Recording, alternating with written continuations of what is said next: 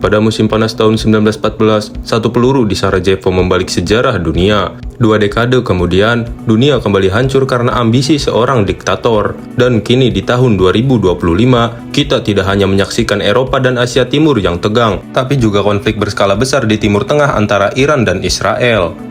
Pertanyaannya bukan apakah Perang Dunia III mungkin, tapi sejauh apa kita melangkah ke tepi jurang saat semua zona api mulai menyatu.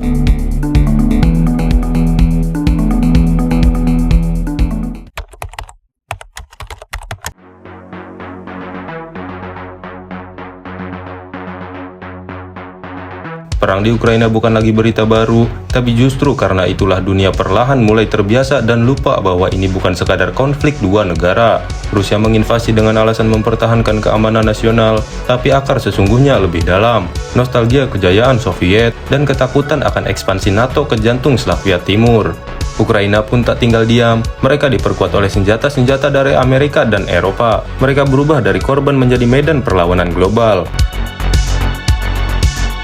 Kini tahun 2025 garis pertempuran telah membeku, tapi bantuan militer masih terus mengalir, rudal-rudal masih berterbangan di langit Kiev, Kharkiv, dan Lviv. Dunia menyebut ini proxy war, tapi bagi jutaan rakyat sipil, ini adalah kenyataan pahit, hidup di antara dua kutub yang berseteru. Dan seperti tahun 1914, satu provokasi kecil dari satu aliansi bisa menjadi undangan terbuka menuju bencana besar.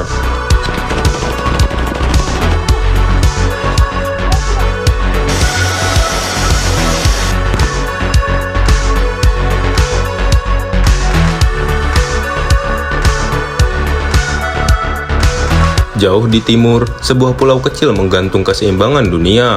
Taiwan adalah negara demokrasi yang tumbuh dari reruntuhan Perang Dingin yang dilihat oleh Beijing sebagai wilayah pemberontak. Tahun 2025, latihan militer Cina makin agresif, jet-jet tempur melintasi batas udara Taiwan, armada laut mendekat, dunia menahan napas. Amerika yang tak secara resmi mengakui kemerdekaan Taiwan pun tetap mengirimkan kapal induk, sistem pertahanan, bahkan penasihat militer. Taiwan adalah pusat 65% produksi semikonduktor dunia. Jika satu rudal jatuh di Taipei, maka seluruh sistem teknologi global dari ponsel, kendaraan listrik, hingga senjata militer bisa lumpuh dalam hitungan minggu.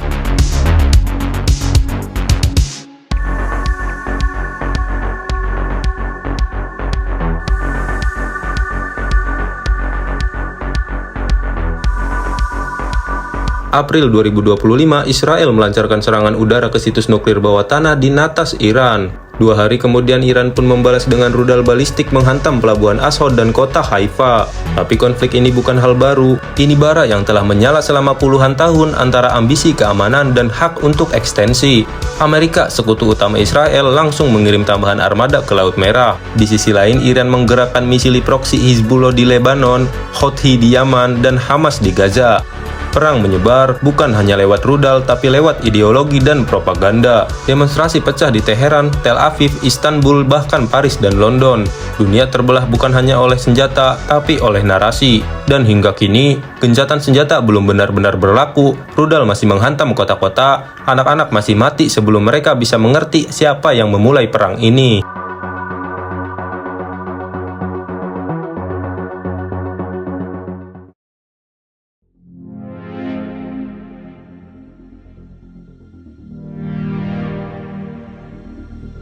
Di utara Asia, sebuah rezim penuh misteri terus melempar ancaman ke dunia, yaitu Korea Utara.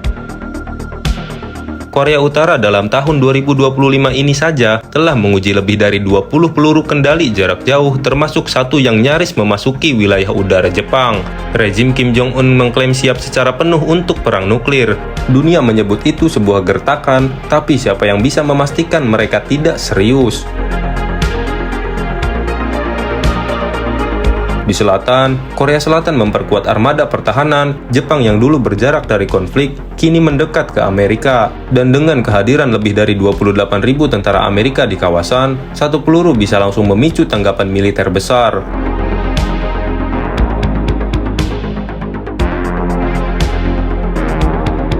Asia Timur adalah salah satu kawasan paling dinamis secara ekonomi, tapi juga salah satu yang paling rapuh secara militer. Dan dalam dunia yang saling terhubung seperti hari ini, satu konflik lokal tak akan pernah benar-benar lokal.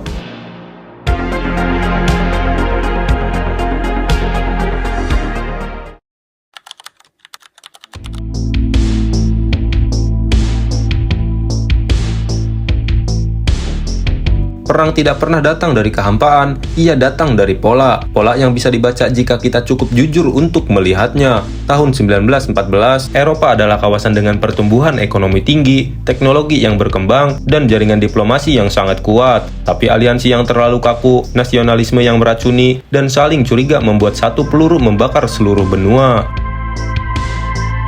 2 dekade kemudian, dunia yang terpuruk oleh krisis ekonomi membuka pintu bagi pemimpin populis dan otoriter. Hitler bangkit bukan dari kekuatan, tapi dari kegagalan sistem demokrasi yang memahami luka rakyatnya. Sejarah bukan kumpulan tanggal, sejarah adalah cermin, dan saat kita menatapnya hari ini, kita melihat bayangan yang menakutkan familiar. Seperti tahun 2025 ini, kita punya pemimpin yang tidak takut bermain api demi suara. Polarisasi sosial meracuni negara dari dalam. Platform media menjadi ladang disinformasi dan kebencian. Ekonomi dunia rapuh, inflasi, pengangguran, ketimpangan, semua menciptakan bara ketidakpuasan. Kita sering berkata, tak mungkin perang bisa terjadi lagi karena dunia sudah terlalu canggih. Tapi dunia tahun 1939 pun mengira begitu sampai semuanya terbakar.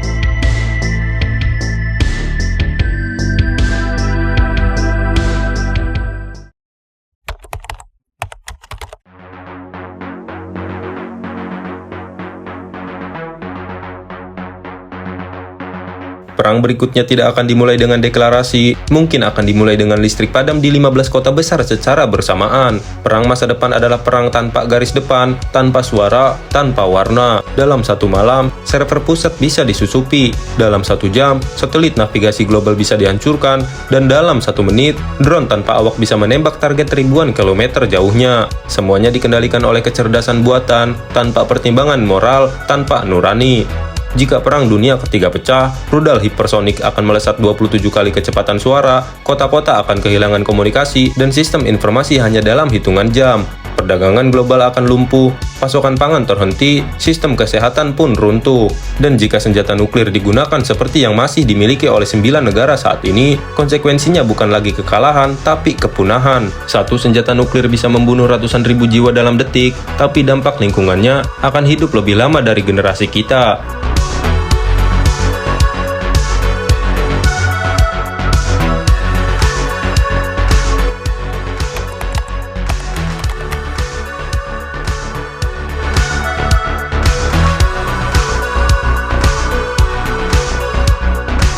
Dunia belum runtuh, tapi waktunya semakin sempit. Seperti 2 perang besar sebelumnya, kehancuran tidak datang karena satu kesalahan besar, tapi karena ratusan keputusan kecil yang salah dan diam. Kita, manusia abad 21, punya pilihan untuk berdialog, bukan mengancam, untuk memahami, bukan menuding, untuk membangun sistem dunia yang adil, bukan hanya kuat.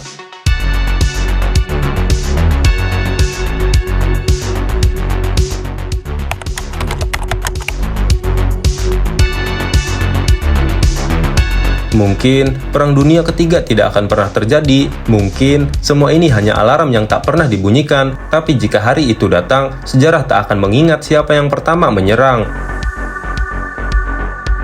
Dunia ini terlalu saling terhubung untuk berperang, tapi juga terlalu rapuh untuk dibiarkan tanpa kendali. Dan jika hari ini kita masih bisa memilih, mungkin satu pertanyaan terakhir yang harus kita tanyakan adalah, apakah kita ingin dikenang sebagai generasi yang menghentikannya atau yang membiarkannya? Kami dan jajaran Ruang Retrospektif berterima kasih pada kalian. Semoga dari video ini kalian dapat sebuah pencerahan dan dapat memilih kepada pihak mana kita akan berpeluk.